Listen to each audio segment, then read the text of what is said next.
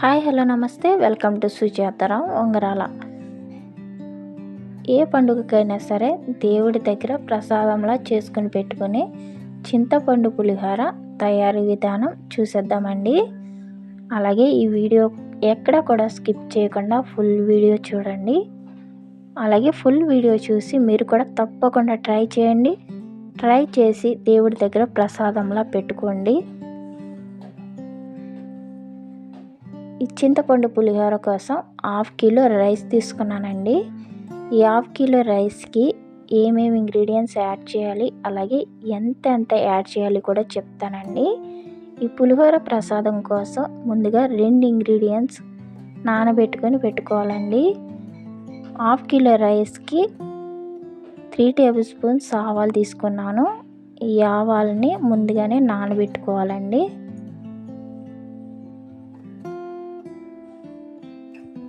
ఒక కప్పులో ఆవాలు వేసుకొని ఆవాలు మునిగేంత వరకు కూడా వాటర్ పోసుకొని 1 అవర్ ముందే నానబెట్టుకుని పెట్టుకుందాం. అలాగే నెక్స్ట్ ఇంకొక ఇంగ్రీడియంట్స్ వచ్చేసి చింతపండు అండి. ఈ చింతపండు కూడా 1 అవర్ ముందే నానబెట్టుకోవాలి. 1/2 కిలో రైస్కి 100 గ్రామ్స్ చింతపండు తీసుకున్నానండి. ఈ చింతపండు కూడా మునిగేంత వరకు వాటర్ పోసుకొని నానబెట్టుకుని పెట్టుకుందాం. ఇలా చింతపండు 1 అవర్ ముందు నానబెట్టుకుని పెట్టుకుంటే చింతపండు గుజ్జు బాగా వస్తుందండి.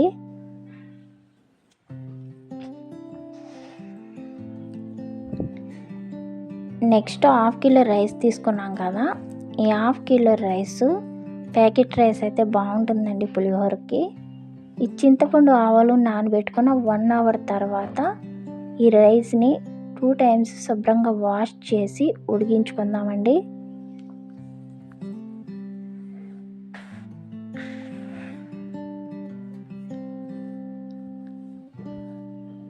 ఈ రైస్ బాగా ఉడికిపోయిందండి.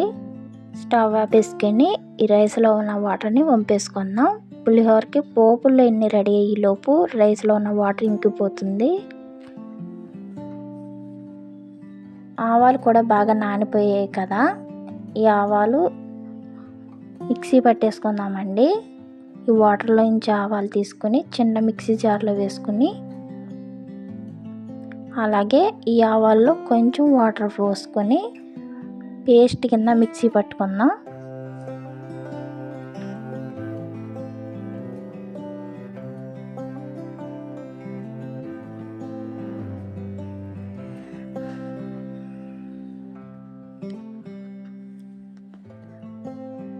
చూసారు కదా, ఇలా ఆవాలు పేస్ట్ పట్టుకుని పక్కన పెట్టుకుందాం. నెక్స్ట్ చింతపండు చూద్దామండి. చింతపండు చూసారా, 1 అవర్ ముందు నానబెట్టుకున్నాము, ఎంత బాగా నానిపోయిందో. ఇలా చింతపండుని బాగా ఫ్రెష్ చేసి ఈ చింతపండు గుజ్జుని తీసుకొని చింతపండులో ఉన్న పిప్పును మొత్తం పడేసుకుందామండి.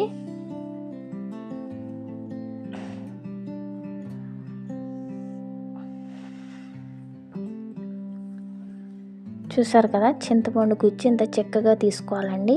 నెక్స్ట్ మనం పోపులు వేయించుకోవడానికి ఒక ప్యాన్ తీసుకుందాం. ఆయిల్ కొంచెం ఎక్కువే పడుతుందండి.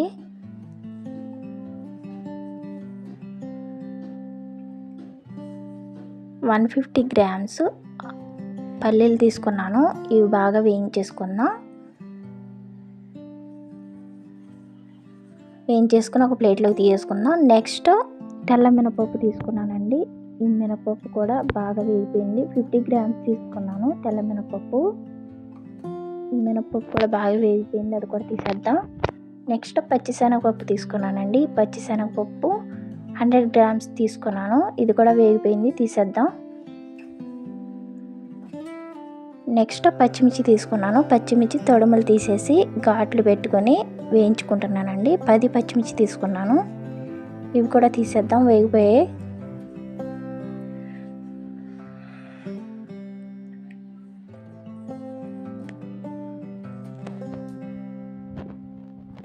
నెక్స్ట్ ఒక 10 ఎండుమిర్చి తీసుకున్నాను.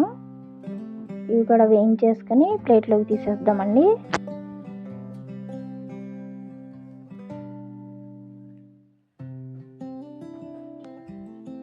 నెక్స్ట్ ఆవాలు ఒక 2 టేబుల్ స్పూన్లు వేసుకున్నాను.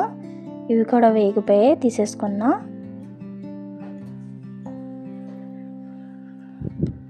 నెక్స్ట్ మనం గుజ్జు తీసుకున్నాం కదా, చింతపండు గుజ్జు కూడా వేసేసుకుందాం. మొత్తం చింతపండు గుజ్జు బాగా ఉడికించుకోవాలండి. చింతపండు గుజ్జులోనే సాల్ట్ యాడ్ చేసేసుకుందాం.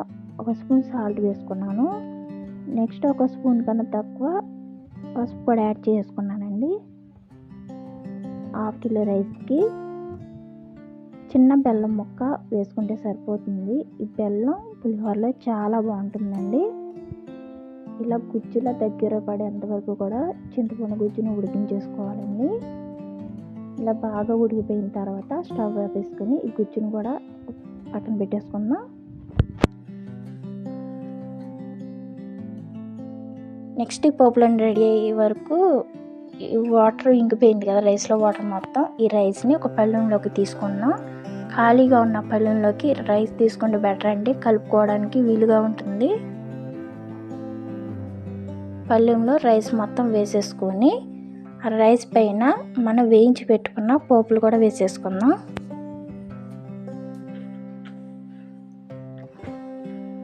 నెక్స్ట్ 1 కప్పు కరివేపాకు కూడా వేసేసుకుందామండి. కరివేపాకు ఎక్కువగానే వేసుకోవాలి పులిహోరలోకి.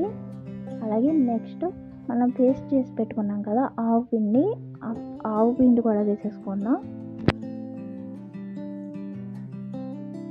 నెక్స్ట్ 1 కప్పు కొత్తిమీర కూడా వేసేసుకుందామండి.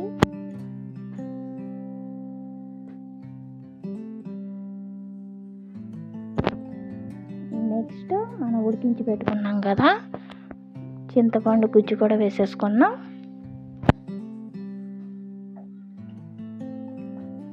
చింతపండు గుజ్జు మొత్తాన్ని వేసేసుకున్నానండి.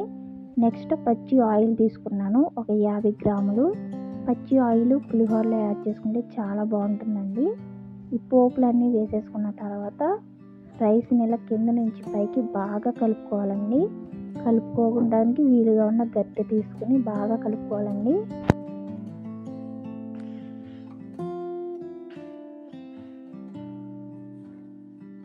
ఇలా బాగా కలిపేసుకున్న తర్వాత ఒకసారి సాల్ట్ చెక్ చేసుకోండి. పసుపు అయితే సరిపోయింది. సాల్ట్ చెక్ చేసుకొని ఒకవేళ మీకు సరిపోతే వేసుకోండి. నాకైతే కరెక్ట్గా సరిపోయిందండి. వేసినవన్నీ కరెక్ట్గా సరిపోయాయి.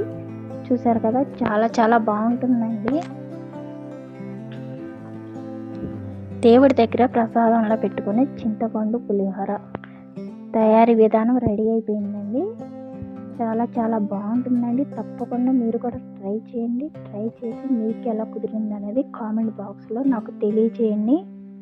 ఓకేనండి, ఈ రోజు వీడియో ఇదండి. ఈ వీడియో కనుక మీకు నచ్చినట్టయితే మా ఛానల్ని లైక్ చేయండి, షేర్ చేయండి. సుజాత ఉంగరాల యూట్యూబ్ ఛానల్ని సబ్స్క్రైబ్ చేసుకోండి.